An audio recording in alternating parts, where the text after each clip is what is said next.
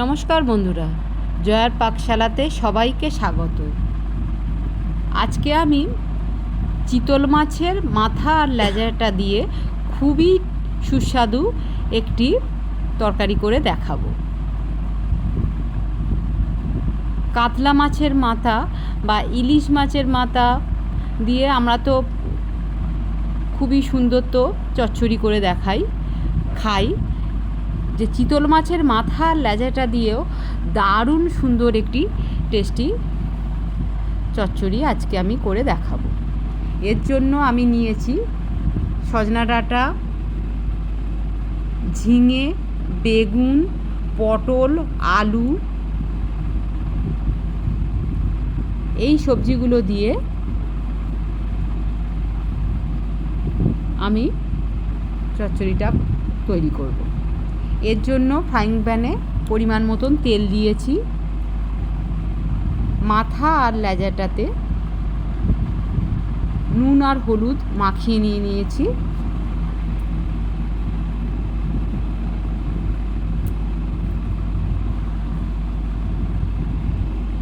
Frying প্যানে তেল গরম হয়ে গেছে। এবারে মাথা আর লেজাটা ভালো মচমচে করে এটা ভেজে নেব। মিডিয়াম ফ্লেমে এটা ভাজবো।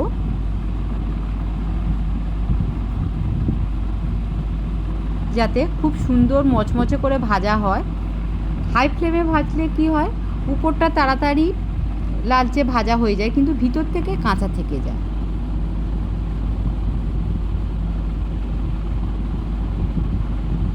একটু সময় নিয়ে ভালো করে নেড়েচেড়ে এটা ভেজে নেব।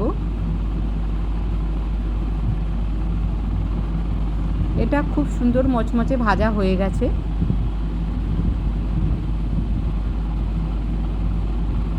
আরও কিছুক্ষণ এটা এইভাবে একটু ভেজে নিচ্ছি।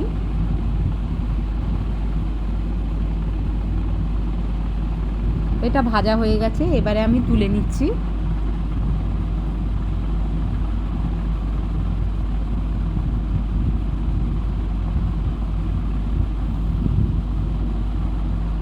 সব ভাজাটা তোলা হয়ে গেছে।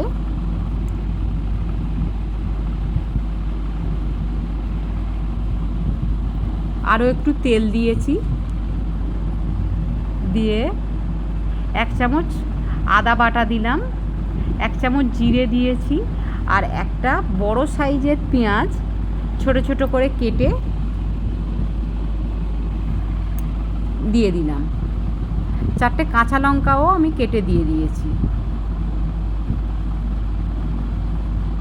একটা টমেটো কেটে ছোট ছোট করে টুকরো করে এর মধ্যে দিয়ে দিলাম।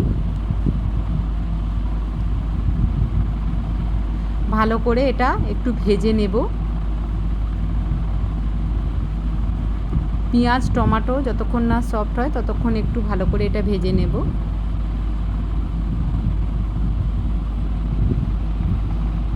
আমি প্রথমে পটলটা দিলাম। পটলটা দিলে এই যে পেঁয়াজ টমেটো ভাজার সঙ্গে সঙ্গে পটলটাও একটু ভাজা হয়ে যাবে। পটলটা একটু ভাজা ভাজা হলে খেতে খুব সুন্দর লাগে।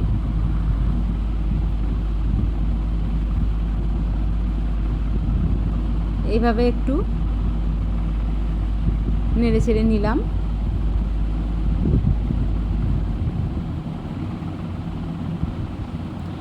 দুপুরবেলা গরম ভাতের সঙ্গে এই রকম একটি পদ থাকলে মানে আর কিছুই লাগে না, খুবই ভালো লাগে খেতে।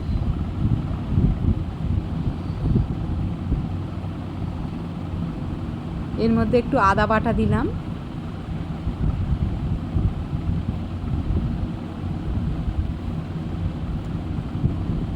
আদার কাঁচা গন্ধটা যাওয়া পর্যন্ত একটু ভেজে নেব। আলু দিয়ে দিলাম, বড় সাইজের একটা আলু আমি ডুমো ডুমো করে কেটে রেখেছিলাম, সেটা দিয়ে দিলাম। সজনা ডাঁটা বড় সাইজের দুটো ছিল, সেটা আমি কেটে রেখেছিলাম, সেটা দিয়ে দিলাম।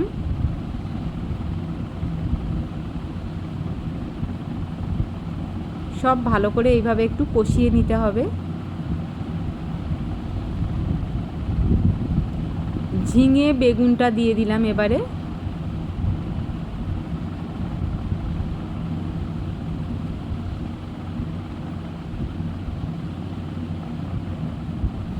দিয়ে সব ভালো করে একটু কষিয়ে নিতে হবে। আমি 1 চামচ নুন দিয়ে দিলাম। নুনটা দিলে সব সবজিগুলো খুব ভালো করে সফট হবে তাড়াতাড়ি।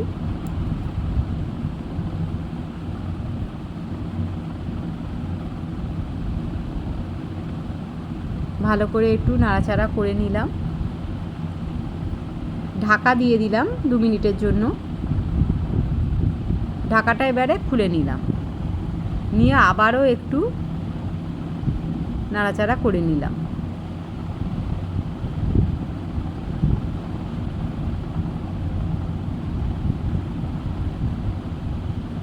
সাধারণত মাছের মাথা আর লেজাটা এটা এইভাবে যদি খাওয়া হয় না, এইভাবে চচ্চড়িতে দিয়ে যদি এইভাবে সবজি দিয়ে চচ্চড়ি বানিয়ে খাওয়া যায় তাহলে গরম ভাতের সঙ্গে মানে অসাধারণ লাগে। আমি জিরের গুঁড়ো আর ধনিয়ার গুঁড়ো দিলাম 1/2 চামচ করে।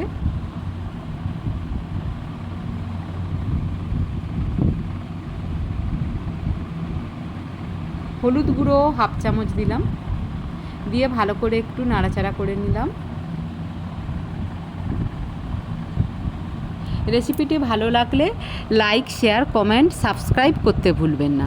পাশে থাকা বেল আইকনটি প্রেস করে দেবেন। আমার নেক্সট ভিডিওর নোটিফিকেশান সবার আগে আপনার কাছে পৌঁছে যাবে।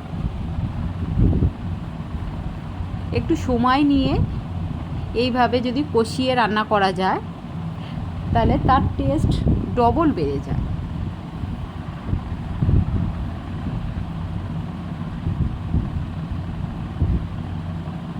এবারে আমি একটু জল দিয়ে দিলাম 1/2 বাটি।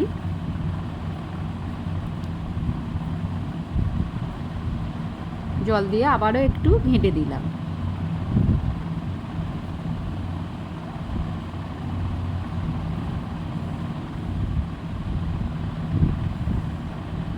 আরও একটু জল দিলাম যাতে সবগুলো খুব ভালো করে সিদ্ধ হয়।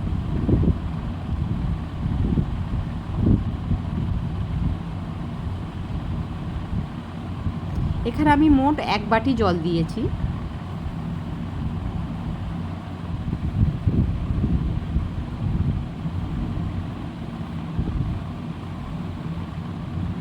এবারে ঢাকা দিয়ে দিলাম 3 মিনিটের জন্য।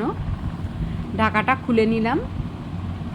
এখনও অনেকটাই ঝোল রয়েছে আর সিদ্ধ হতে আরও একটু বাকি আছে।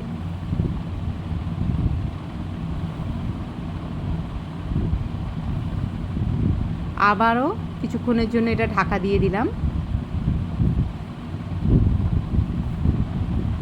ঢাকনাটা খুলে নিলাম।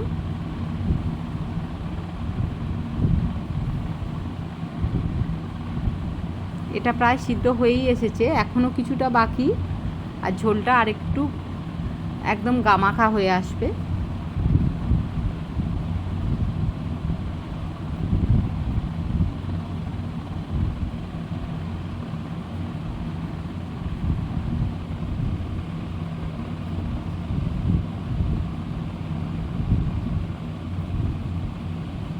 ঝোলটা ফুটছে। আমি এর মধ্যে 1 চামচ চিনি দিলাম। চচ্চড়িতে একটু মিষ্টি ঝাল পরিমাণ মতো থাকলে খেতে ভালো লাগে। 4টে কাঁচা লঙ্কা চিড়ে দিয়ে দিলাম। এবারে ভেজে রাখা মাছের মাথাটা এর মধ্যে দিয়ে দিলাম। মাথার যে লেজাটা ছিল ভেজে সেই দুটোই দিয়ে দিলাম। প্রায় হয়েই এসেছে।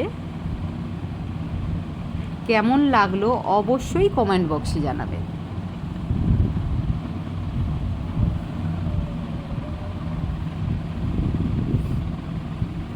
কিছুক্ষণের জন্য ঢাকা দিয়ে রেখেছিলাম, এবার ঢাকাটা খুলে নিলাম। এটা আমার